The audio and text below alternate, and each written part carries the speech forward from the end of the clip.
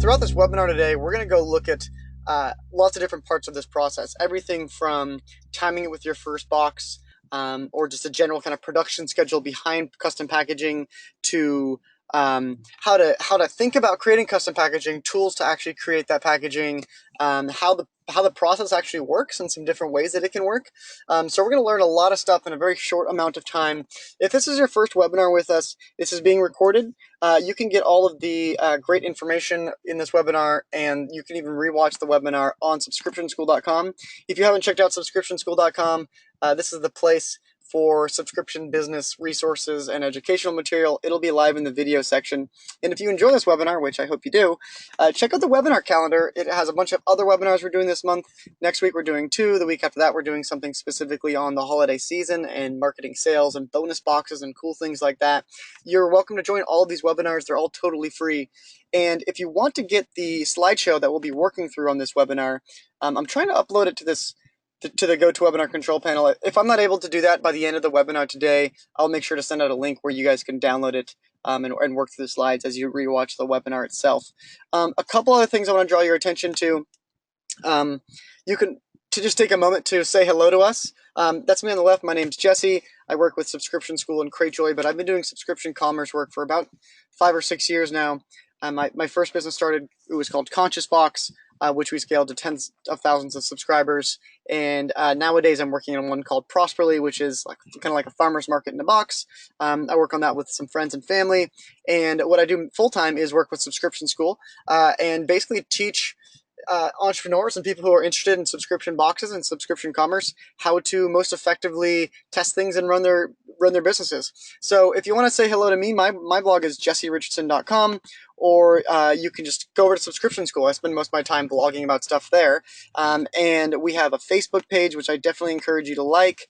In addition to that, though, even better than the Facebook page is this Facebook group.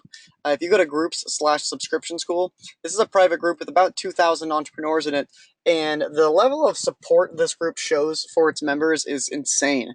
If you have questions about your landing page, your box design, how you're getting extra sales and with one-time products, how to create your landing page, whether your idea is even a good one, post it here and you're going to get a ton of comments from a bunch of people who are super kind, very generous with their time and feedback, and it's a great support community. So if you haven't joined this yet, please feel free to. It's totally free to join.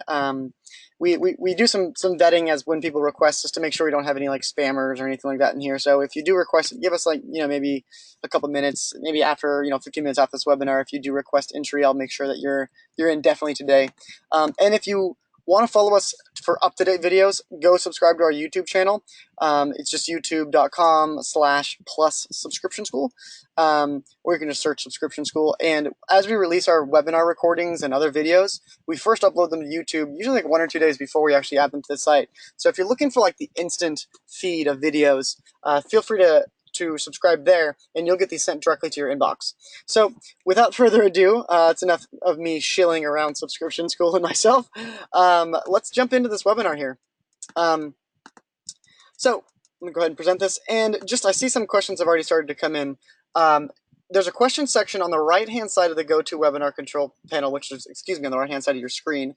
Ask questions about anything you want there. We're going to work through this content first. So as we, in about half an hour, we'll go to a Q&A session and I'll start to work through those questions. So if you do ask something, just wait till the webinar's over and then we'll answer it. But please feel free to ask anything you have as the webinar progresses. And I'll ask you guys some questions too, with some polls throughout it. But let's go ahead and kick this thing off. Let me just go ahead and present this screen. Okay, so we met us. So overview today, we're going to talk about some pros, some cons of custom packaging, some alternatives to custom packaging, the early steps you're going to need to take to design and actually place those orders and time those orders so they work well with your schedule. And then I'm going to give you some resources and even a little assignment at the end of the day today that you can tackle right now to get started on custom packaging and actually make sure that you stay motivated and you execute on this operation. The first thing I want to cover is the process of how custom boxes are produced and why it could be important. So the way to think about this process is really that it's a multi-step process. Ordering custom packaging is like depending on your level of design savvy and ability to get custom or excuse me just box manufacturers on the phone, it can be several weeks. Like, it's not a really small process, and it's because there's several steps that are associated with that. Everything from deciding what type of packaging you're actually going to be using. There's obviously a huge effort you've got to do to like marry that packaging to your brand and make sure it feels like a cohesive experience to the subscriber. Uh, from figuring out cool and innovative ways to make the packaging work for you and make the most of that packaging. Then it comes down to actually knowing how to place that order, finding those leads, talking to them, knowing what's a good price, knowing what's a good turnaround schedule, and even coordinating those things with your monthly needs. So if I need to pack on this date, when do I need my custom boxes ordered by? So this whole process is involves a level of motivation, design savvy, and ability to get those types of resources done, to salesmanship, placing an order, and coordinating that with a monthly schedule. So it's definitely a difficult process, but I think it's one of the most fun and rewarding processes that you'll experience as you run your subscription business. So let's look at some pros and cons, and figure out why would we even want to do this, and if we didn't want to, what would be the rationale there? Custom packaging, I think, sounds like a no-brainer to everybody, right? We all want to have some sweet, super dope boxes with these crazy cool things about it and with these beautiful colors. But why would we actually want that, and why would we not want that? The reasons why I think custom packaging makes sense, and I'm sure this is like no-brainer stuff to everybody here, is it feels like it reinforces your brand, which can help better sales. You get a better customer experience when someone's actually unboxing your products and experiencing your subscription. You can build really cool call to actions or CTAs into your box, motivate people to be a part of a contest, to follow you on social media, to do different things with their boxes that increase your brand value and your brand relationship with those people. And plus, I mean, it just feels like it's more professional. It's like, do you want to have a plain white mailer with a sticker on it, or do you want to have a custom box with your name and your website, and it's like the ink is in there, and it's like it feels like a product in and of itself? I think everybody would prefer the latter, but there are some good reasons to hold off on custom packaging, and there's a couple important things to realize, that there are alternatives out there, and you don't have to do this, even though it seems like something that you ought to do. One of the main reasons I think is cost. Is the amount of money it takes to get this project completed can be pretty sizable, and the amount of time and effort it's going to take, even if you don't do the designs yourself, is still going to be pretty intensive. And there are a bunch of alternatives that exist that we'll talk about during this webinar. So what I want to ask you before we go on here, is what's the hardest part about creating packaging for you? So this is, what's the thing, maybe you even started the process and this is what's been impeding it, or maybe you're just planning ahead and you're thinking, well, I think I can do X, Y, and Z, but really it's A, B, and C I'm going to have a problem with. So I'll leave this poll up here for about 10 seconds or so, and just, let me know, like, what's keeping you from doing this, or what is making you think that this is going to be the hardest part of the process.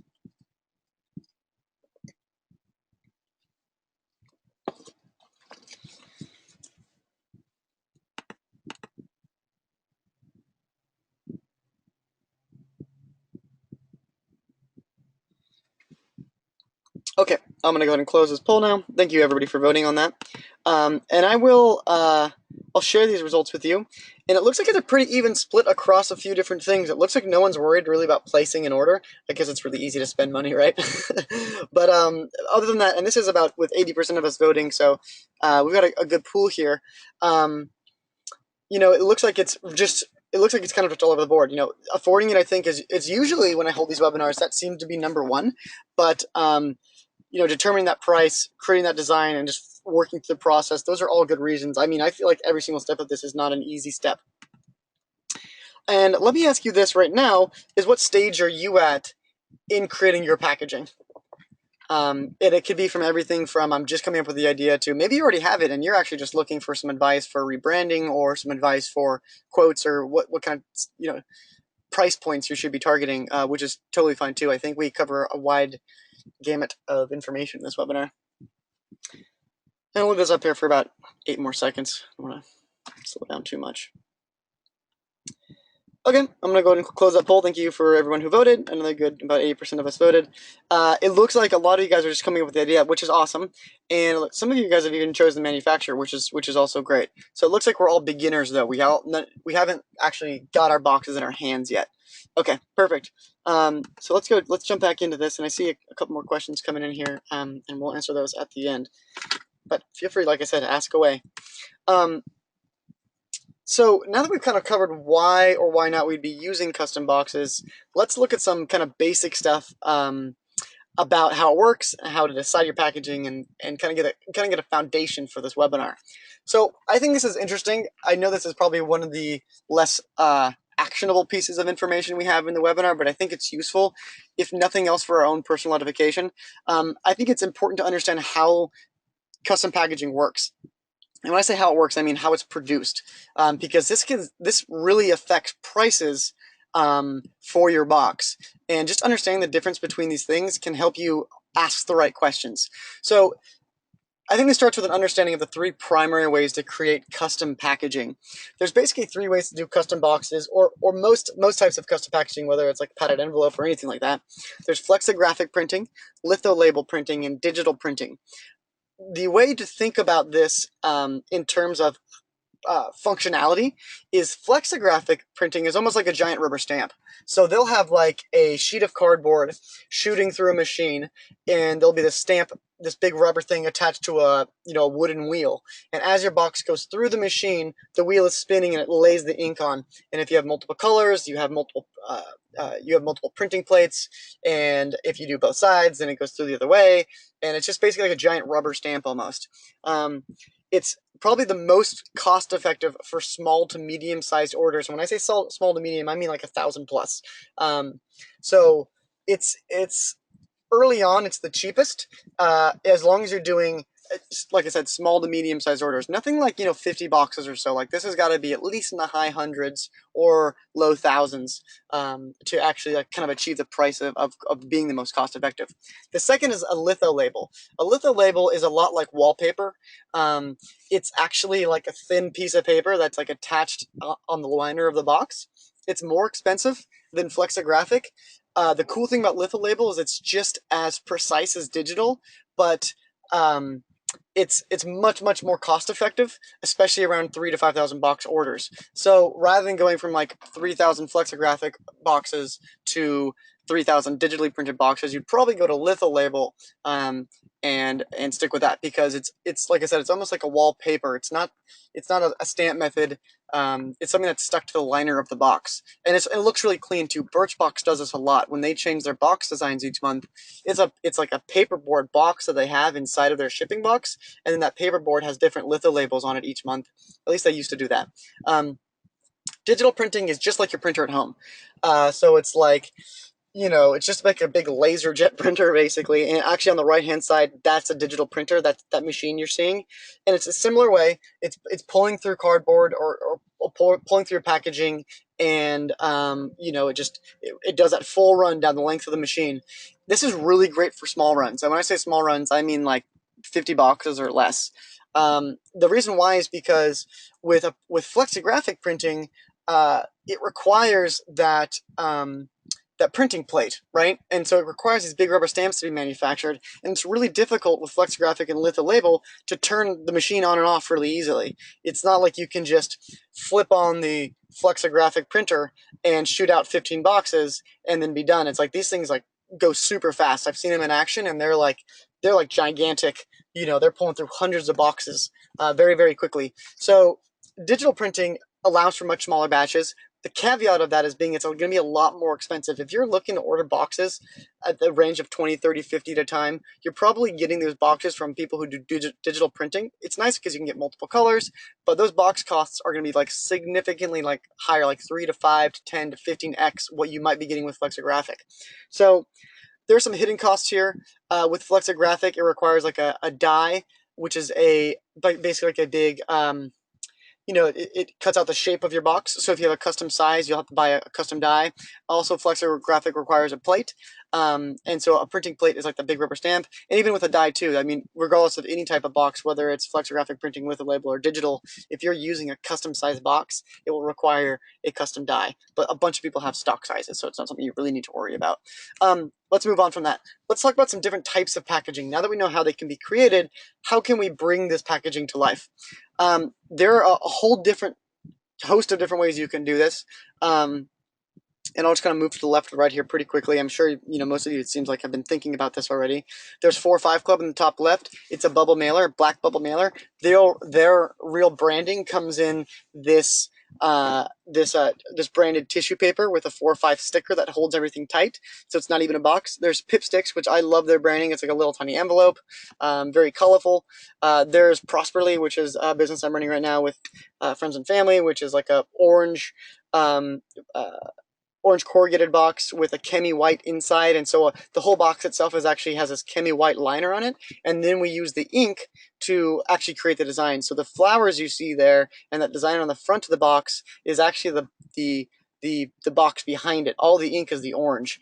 Then there's a box of style. You can see, if you look hard, there's like a texture to the box of style. That's a good example of the litho label. It's like a liner that they put over the box, and that comes in its own shipping box as well. There are like rigid mailers, this photo barn thing at the bottom. That's a screenshot from Salazar Packaging. They have an awesome gallery at Salazar Packaging, which I'll show you guys later. But that's like a flexible but rigid mailer instead of having a bubble mailer. You can do like a custom little other box. This box is called Level 42. It was like different anime stuff, but and comic books, and it was cool because it was almost like a perfect size for a comic book holder. You could like fit a couple pictures in there and a couple comic books, and like a really thin but long, uniquely sized almost for a book, which I thought was cool. Right to the right of that is Conscious Box. That was my first company. I liked Conscious Box because we did 2 cool things.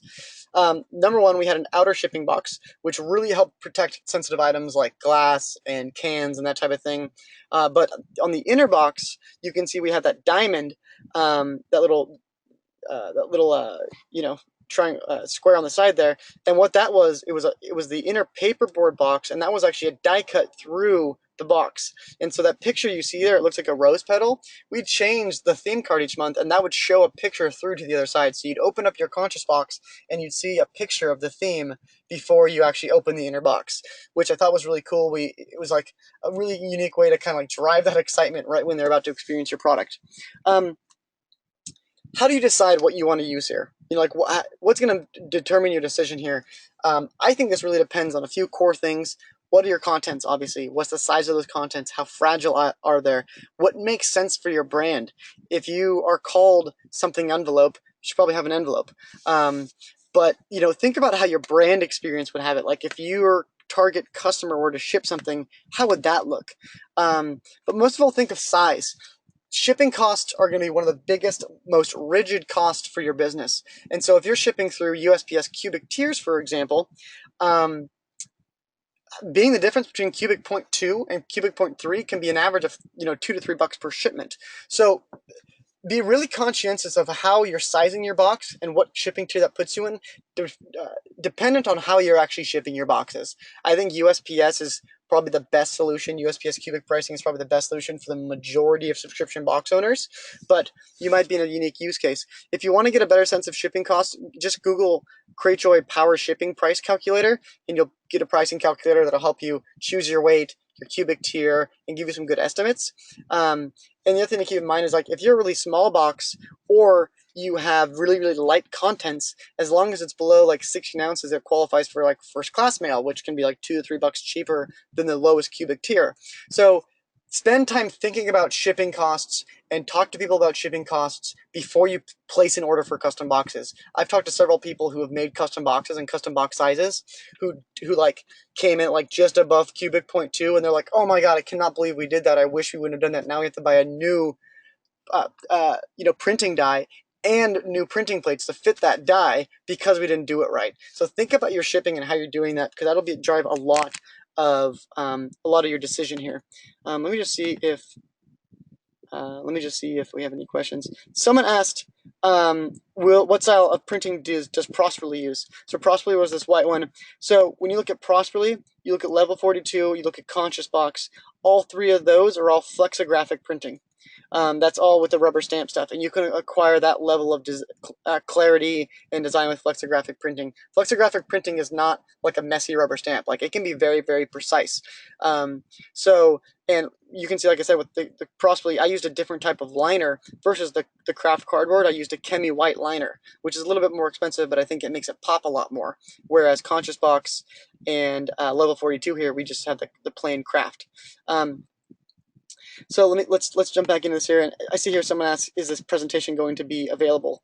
Absolutely, yes, it'll be available and with the video on Subscription School. Ariel, the flexographic printed boxes are Prosperly Level 42 and Conscious Box here. So I don't know how 4-5 Club, Pipsticks, or Photo Barn printed these, just because I haven't printed those types of mailers before, but these three are all printed with flexographic, whereas Boxer Style is like a litho label.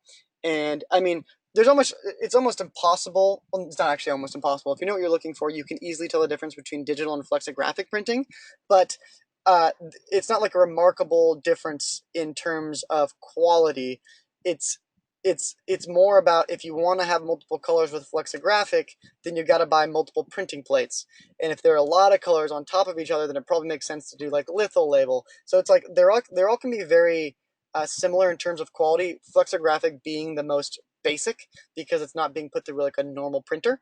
But you can achieve a high level of quality of design, like the Prosperly box itself. And I'll show you the guys this stuff later too, actual designs.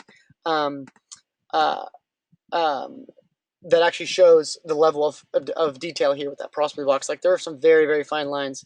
And the Rachel Zoe box here is litho label. This is like if you were to grab one of these boxes, it's like a liner that's been put over a piece of paperboard. And that wouldn't be digital. There's like a texture to the box of style. And that's only being able to achieve through like a litho label or some similar printing method to a litho label, where, like I said, it's like a liner that goes over the corrugated cardboard or paperboard, depending on what the box material is. Okay, so let's jump back into this. So let's talk about design. Like I said, design is probably one of the harder parts of this process, and it's going to be, an intensive part of this process.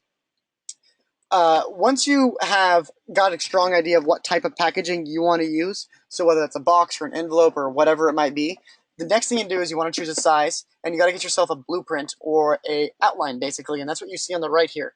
You want to keep in mind for a couple things here as you work with your designer.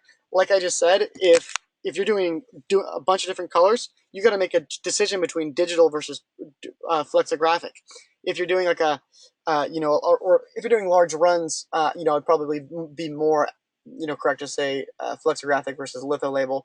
But you don't want to like layer up 9 different colors if you're planning on doing flexographic because it's cheaper. Like keep in mind of the restrictions that you're going to have on your production based on those designs. So once you've got that down, start to plot out your concept. Like how do you want to use the box? Is there a certain design element that defines the box? One of the cool things, for example, with Loot Crate, which is a gaming subscription, is for a while, I'm not sure that they do this anymore, but for a while they were doing little games on the inside. So you'd unfold the box and you'd be able to play like, Chutes and Ladders, or it wasn't Chutes and Ladders, but something like that. And there's a concept behind that because there's like a gaming box subscription. So think about the concept behind your brand and the personality behind your brand and how you can infuse that concept with your box itself. Then you're going to need a program to design that. Sometimes I get asked during this webinar, they're like, "What can you teach us how to design things?" And I stray away from doing that because I'm not a designer. I've done a bunch of design, but I don't think I am a real designer. It's almost like someone who can kind of play piano. They sound like a pianist to a lot of people, but to a real piano player, they do not know how to play piano. So I'm not going to give you guys that type of advice, but I can kind of lead you down a style of thinking and a way to approach it if you do want to do it yourself. And I think that doing it yourself is totally possible. So let me just say that like flat out. Like if you want to become a designer and you want to design a good box, you can do it. It's not really that difficult. It depends on how complex you want it to be. And a lot of great boxes are very, very simple. So it's not something that requires like some insane level of skill. For the program, I would suggest Adobe InDesign. So InDesign is an Adobe program, and it's basically meant for printing. So when you want to print something with high quality print resolution, you'd probably use InDesign. You'd use that to like design brochures and stuff like that. There are other programs out there that you could probably use. One of the cool things I like is Packlane. If this is just like your brainstorming phase, you could like go to packlane.com, click like mailer box, or whatever box you think it's going to be. It'd probably be a mailer box for your purposes, and you can like upload designs there and play with it, and it allows you to do a bunch of cool things, and kind of get your sense of concept. Like I was talking about earlier, it's not the best place to export the results and then hand off to a manufacturer. In fact, that's not where you do it. But it's a good place to kind of get some ideas down on paper, and you can like choose different sizes and make custom sizes and etc. etc. Add your artwork and size it around. It's a cool little tool. If you're looking for something to play with, it's definitely a fun thing to play with. Alternatives to that is to outsource it. Maybe you can outsource some of the design. If you haven't, I definitely suggest checking out Fiverr. Fiverr is like basically a place where you can pay people around $5 to do things for you. But it can be more too. Using something like Fiverr to have someone create a logo or some basic artwork for your box could be a great way to kind of sidestep that responsibility to have to do all of it. Also, it's not Theme Forest, but it's a part of the Envato marketplace. When they go here, it's just another cool place to get some high-res logos and designs, and I want to make sure to direct you guys to the right place. I think it's called Graphic River. It just came back to me. Let's see here, loading pretty slowly. Yeah, Graphic River. So if you're looking for graphic support and you want to like spend $15 on a design or something like that, you could absolutely just go to Graphic River, buy some type of logo stuff, or something that kind of just kind of takes, like I said, some of that burden off having to do all the design work. There's definitely ways to outsource it for low cost. And if you want to outsource it for real and you want to have someone like spend some serious time on it, there are designers that for hire. If you've got the budget to do that, definitely I suggest doing it. There are good resources on Subscription School. There are designers here, and some of these people are going to be developers. But Lindsay, for example, Lindsay's a great Pretty Lethal Designs. I've never worked with them, but they look like they have some great designs. And Lindsay I have worked with, and she's a great designer. So there are some good leads there. I mean, it's not going to be cheap because that takes a lot of time, but it can be worth it. If you, like I said, if you've got the budget and you just don't feel confident enough to do it yourself. And I mean, you could use like Craigslist or anything like that. Like there are like lots of different ways to find designers. Obviously, you want to vet them and make sure that they're high quality, though. What does this look like? So what does this process even look like? You kind of have to tilt your head to see this. This is actually just a giant image from another article. So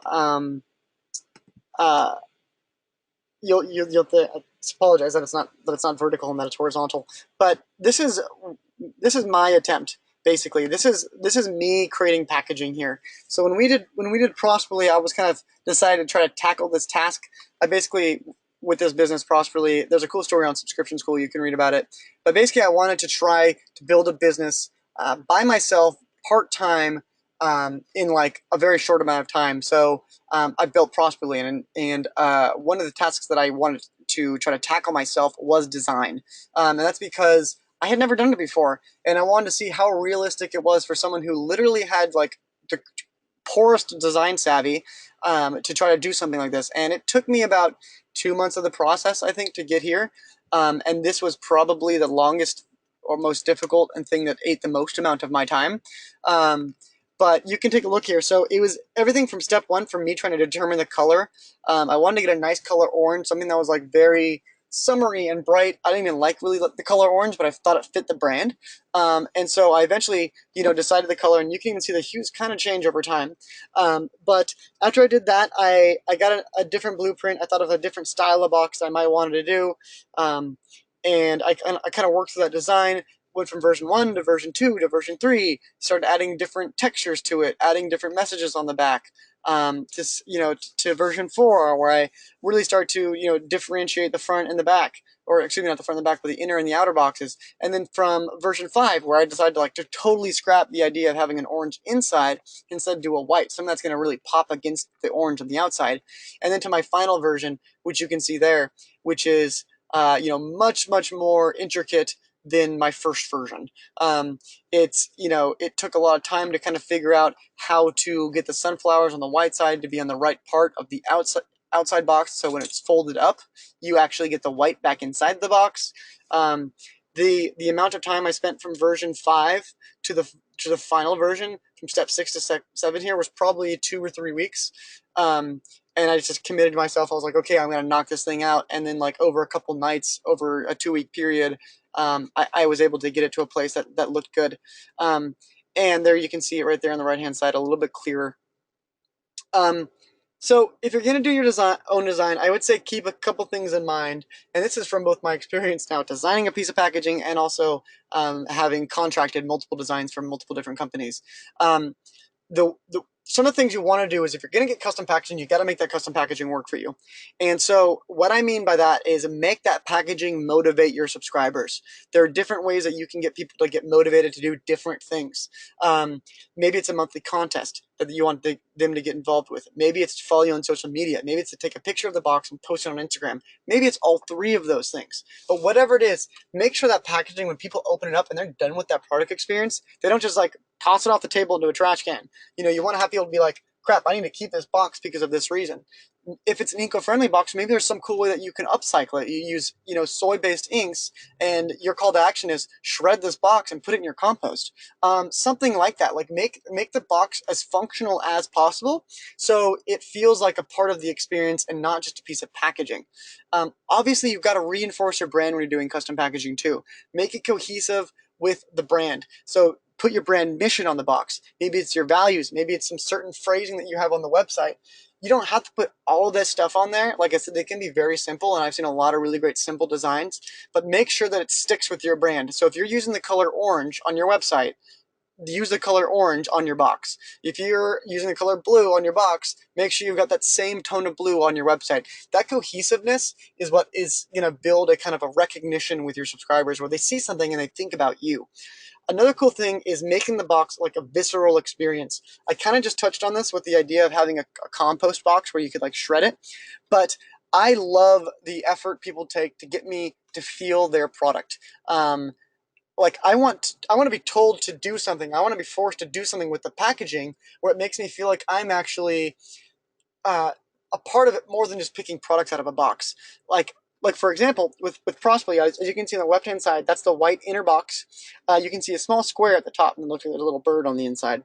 That's where I stick my monthly packing list. So I have glue dots that I have on my packing list. I stick that to the top of the box, and on the side that's stuck to the box is the actual packing list. So in order to see what you're supposed to get, you've actually got to peel that thing off and then read it. And then underneath that is a little bird that says tweet, and there's a little call to action right above that says peel this off, or something like that, or peel off the card, or something like that.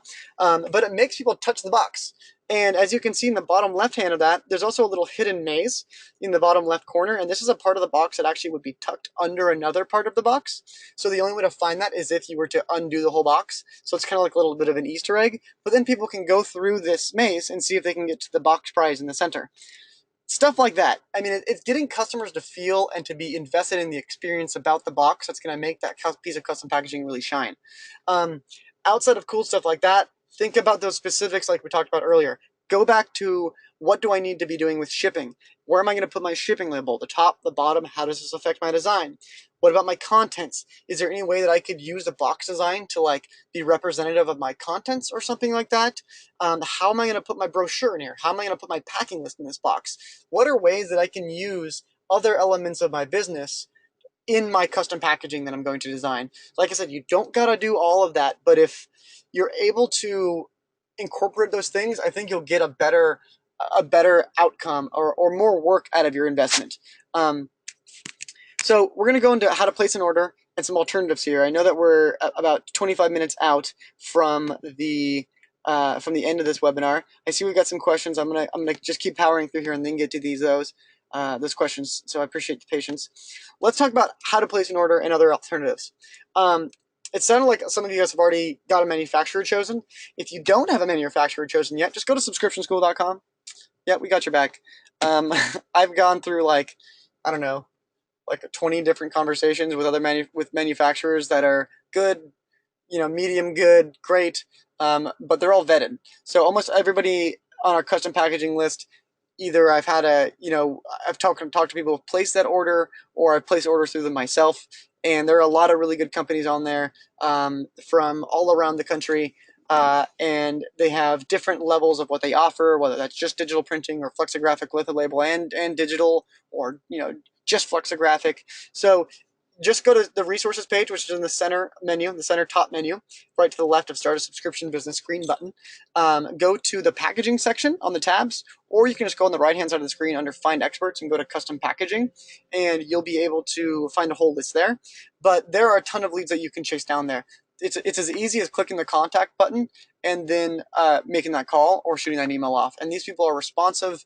They want to have your business. And so once you email them, they're probably going to be, aggressively pursuing you like salespeople do. So keep that in mind. What is the price though that you should be expecting from these people, depending on who you're ordering from? These are general numbers I want to give you right now, but I think they're indicative of what you'll see across the board. Price depends a lot on what type of printing you're doing and your quantity. So like we said, there's those 3 different types of printing: flexographic, litho, and digital, and there's different price points associated with those. Flexographic, when you're doing at least 1,000, 2,000 boxes, you're probably looking at, depending on your design and your material, because these are just going to be rough quotes, so don't quote me on this, is probably going to be somewhere between $1.50. As you go over that 2,000 mark, depending on the size of your box, even you can get down to 50 cents, 40 cents, 30 cents. It really depends on what you're having printed and how intricate it is, and whether it's being printed on 2 sides, whether there's multiple inks, etc., etc. Once you move on to something like a litho label, it depends on whether it's a full or a spot label, so whether it's the entire box or just part of the box. But once you get to 3,000 to 5,000 boxes being ordered through it, generally, it's a pretty big range.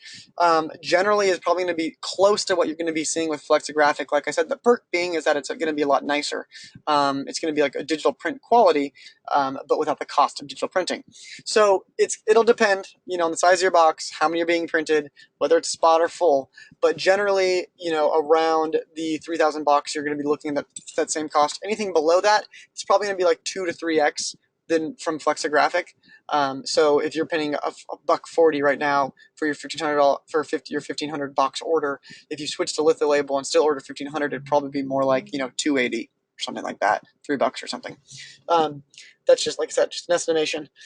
Digital printing is 3 to 5 times, so these boxes could be 3 to 5 to 15, $20. I've heard of people paying over $20 for a digitally printed box, which sounds like a robbery. I suggest avoiding digital printing unless you need it. So if you need it for a small run, then it makes sense. If you're just getting some prototype boxes together, if you're pitching some investors or something like that, then it totally makes sense. But otherwise, there's just not a lot of reason to do big orders of digital printing. It's like, once you get to decent sized orders, probably litho label is going to be cheaper. And once you get to really big sized orders, litho label will definitely be cheaper. So unless you've got some type of really unique connection that thinks they can do it for very, very cheap at a very, very high quality, which I have never found, I would say just basically try to avoid this unless you're doing very, very small runs. So once you've decided the price with your manufacturer, you've said, hey, blank manufacturer, I want flexographic printing. I'm doing an order of 1,750 boxes. I want $1.21 per box. Now it's time to place that order. Here's a rough outline of how that process is going to work out. You're going to first decide the price and the packaging. So that means you're going to have your final designs, your quote submitted, and get a final quote back from them. Maybe you can negotiate some special terms there. Maybe it's split payments. Maybe it's you paying the cost of the plates and the dies over a 3-month period, something like that. But that's the time to negotiate. It's that final moment before you actually pull the trigger and give them your credit card number that you need to exercise the rest of your buying power, basically. Once you're done with that, it's time to get your final design submitted, get your sample back and approve it. This is usually just a sample of a tab, like a little color swatch. They'll give you like one or two color swatches depending on. This also depends on what your what printing method it is. But you'll get some type of sample. You'll approve the sample. It might even be the full box itself. If you do a custom size, maybe they'll send you that custom size to give you a sense of what the box actually feels like. And then you'll approve it, and then they'll produce the tools. Maybe it's a custom die, maybe it's a printing plate, maybe it's 3 printing plates. And once they get all those things done, then they can finally produce the box. It'll take, probably, probably 3 to 4 weeks for those plates and dies to be created. Generally, maybe a little bit faster if you can get them rush a little bit, and then probably 1 to 2 weeks for production to actually get all those boxes out. Maybe a week for transportation. So I've seen box orders generally go as quickly as 2 to 3 weeks, as long as you've got that design and your plates and your dies all you've got all those ducks in a row already. Once you get that stuff, it doesn't take very long for things to be completed. And if it's it really depends on the process too. That even the time of the year, like maybe if you do that order right now, it might take a little bit longer because there's such a huge rush for custom seasonal packaging. So, I would say generally give yourself about a month to a month and a half to complete that whole ordering process. It can be done faster, and I see it mostly done faster. But the reason why I'm telling you a longer time is because I think that you should plan for delays, especially with this type of thing. It just tends to happen. The nice thing is your future orders are going to be much faster. Your tools are already going to be created, and so it's only going to take you a couple weeks for production and transit. For this whole process, just to give you a sense of a quote, if you're doing flexographic printing and you are printing with one color on the inner and the outer box, and it's a mostly normal size box, so it's like a cubic 0.2, cubic 0.3, or something like that. I would say generally expect to have about $1,400 or so, or $1,000 or so in tooling costs, so the costs for your dies and printing plates. If you don't have a custom size box, then it'll probably be like 700 or something like that. Then your first order is about, let's say, 2,000 boxes at about $1.20. So you're looking at like $2,400 or so there. You're looking for, and then transportation, probably $600 to move all those pallets to wherever you are. You're probably looking at like a $3,000 to $4,000 investment to get all this stuff done. The nice thing is you've got all those boxes, and now when you sell boxes, you're immediately recouping that cost. But obviously, you've got to sell all those boxes to fully recoup that order. That's a big commitment, though. And so it makes a lot of people wary about even doing this. And there are alternatives if that's where your mind is at right now. And some of the alternatives are stickers and stamps. Stickers are super easy to apply. They're consistent with designs. They can be bright, beautiful, full color, totally custom, have call to actions on them. They're a really good alternative. The catch with stickers is honestly they're kind of expensive. You might find yourself paying 35 cents for a 4x6 sticker that's in full color, and you're ordering a quantity of 800 of or something like that, and maybe you need 2 of them per box. You're spending 70 cents per box in stickers, and then all of a sudden you notice well, if I just spent 40 cents more per box, I can have custom boxes. So stickers can be a little bit spendy, and if you're trying to save money, it's kind of like it prevents you from further getting closer to your goal. Stamps are another alternative, though. They're cheap. They're super, super cheap. You can have like a self-inking stamp if you've got to do a bunch of them, or you can have just a plain rubber stamp with an ink pad. The problem is with each one of these, it can be pretty hard to apply. Even with self-inking stamps, they're just not advanced technology, so they can be a little bit inconsistent. It can add a cool gritty feel, though. I feel like, and I think I had a picture earlier. See this Nomad Coffee Club, which is the one below the Prosperly. I love the inked brown bag, and on their shipping box, it's just a brown corrugated box with a wax stamp on the top of it. It matches their brand. It's a coffee brand. I feel like coffee and masculinity and masculinity. It's like the worst way to say it probably. But kind of gritty feeling brands. Things that are trying to grab that niche can probably get away with stamps more than a luxury fashion subscription box or something like that. If you're doing high-end fashion stuff, if I got a stamped box, I'd be like, what the heck? You know, like I'm probably paying a lot. Will it give me a good experience? So think about those things as you think about alternatives. Um, at this point, we're at the Shia LaBeouf slide, which is in all of my webinars. So just do it. Don't let your dreams be dreams, people. If you have more questions, please ask them now. But I want to give you something to do. It's next Wednesday. Sorry for forget that next Thursday thing. But next Wednesday, have a list of manufacturers you want to contact. Get a size and an order quantity in mind. Start to run down some of those things that we talked about. Decide, is it going to be flexographic? Is it going to be lithographic label? What's my volume going to be? When do I need them by? You know, get a timeline and box basics together. You don't need to have the total design completed, but maybe know that you want to have at least one color and it's going to be roughly the size. And then reach out to them. Start to get some quotes coming in. I think the longer lead time you give yourself with manufacturers, the easier it's going to be to get this order and this operation completed. And then start hustling on design. Tell them like, hey, I want to get this quote. This is what I'm looking for. Get 3 or 4 quotes together. Say I'm about a month and a half out from having my design ready, or 3 weeks out from having my design ready, or whatever it is, and then knock that out of the park, and then be ready to give that to them. Get a final quote, and then decide if you want to pull that trigger. You can have your box manufacturers work for you during this time. Like, don't worry about getting quotes then feeling like you have to make the order. Like, you definitely don't have to make the order. If you're serious enough that you want to make this investment, you can lead them along a little bit. Get quotes, give yourself as much padding as you want, but get started on it is my number one kind of emphasis here. I'm going to leave some of these action items reminding up. Um, and uh, and these are a couple things that you can do. So decide on your packaging type, think about your design, choose your manufacturer, place an order, give yourself a quick little printing quiz, like what's the difference between litho, digital, and flexographic printing. Go. So like something like that, make sure you understand things about the process, about your plates and your dies, and about how, you know, litho label works and etc. Get a little bit box savvy, so when you're talking to manufacturers, they can't dupe you. And I think once you work through that process there, you're going to be in a good spot to get this thing done with. So let's go jump into your questions. We got about 10 minutes. We might go a couple minutes over here. Gary, I hope you did see that this had started. Sorry, I didn't answer your question earlier. Tiffany asks, I'm wondering about the luxury pricing model. Tiffany, I'm going to come back to your question after we do everybody else's, just because this is a packaging webinar. Packaging. So Ariel says, packaging companies need the blueprint to make boxes. Yeah. So if you're looking for this thing right here on the right hand side, this little blueprint or these schematics, the box, the place where you can get that is from your box manufacturers. So tell them the size and ask them to provide an outline for you, and they'll provide that pretty quickly. If it's a standard stock size, it shouldn't be difficult at all for them to do that. And if you want to get this one, and you can just like pull that into Photoshop and then crop the white out and then pull it in InDesign.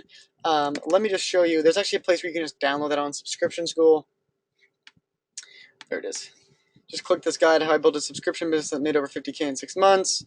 Scroll down and where is it? There it is. You can just like, you know, right click and copy and paste that into your program and start to play with it at least. You know, make sure there's 2 of them for the inside and the outside. And you might have to play, you know, mess around with your designs once you actually get a real schematics from your manufacturer. But you know, you get that stuff, Ariel, from your manufacturing partners. So yeah, they do have some available. Let me ask you guys a question actually before I continue. How important do you think packaging is? So this is in terms of like, I guess almost like where does this fall on your priority list?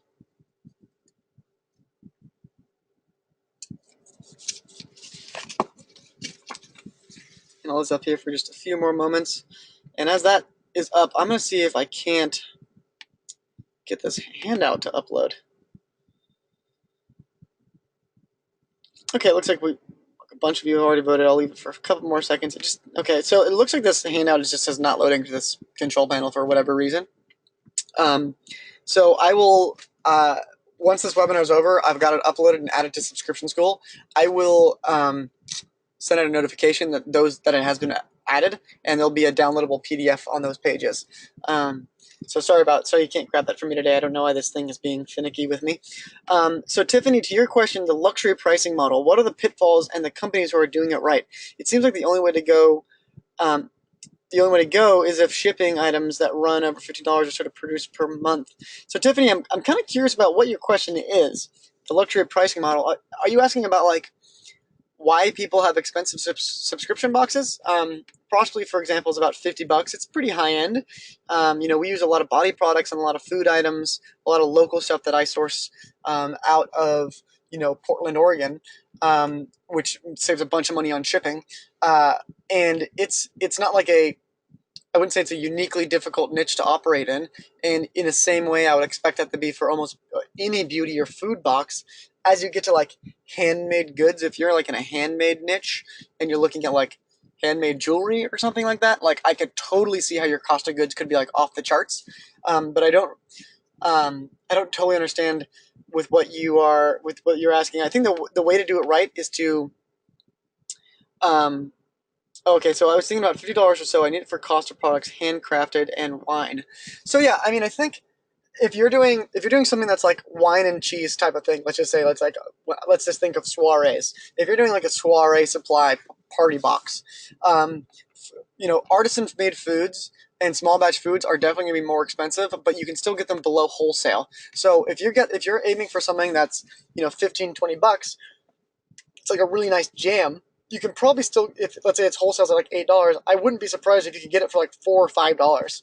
And the way that you do that, and the way that you have these types of high end subscriptions and still make a good margin, is you've got to go that luxury route. You've got to have an awesome customer looking experience. You've got to have a great pitch deck to those brands. You've got to have some type of value to them. Like, what is it that you're giving them in return for them giving you better pricing?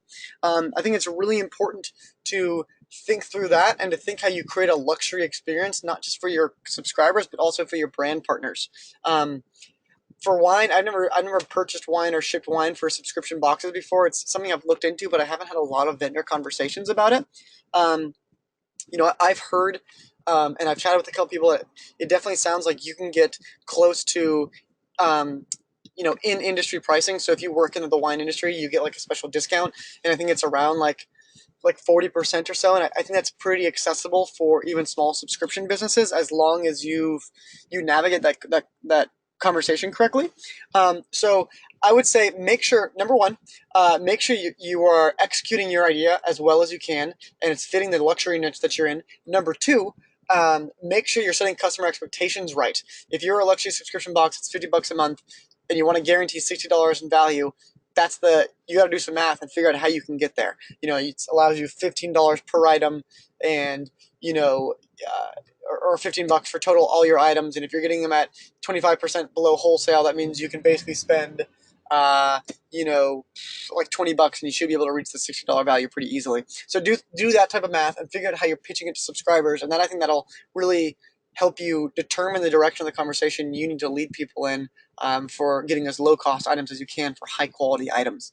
So hopefully that makes sense. Sorry if I ranted on a lot about that a little bit, but if there aren't any other questions, which I'm totally surprised at since I'm usually barraged with questions in this webinar, that's it. That's all we got for you today. This webinar is being recorded. It's been recorded the whole time, and I will get this live on Subscription School's YouTube very soon, probably within the next day or two, and then I'll get it on the Subscription School blog probably a day or two after that.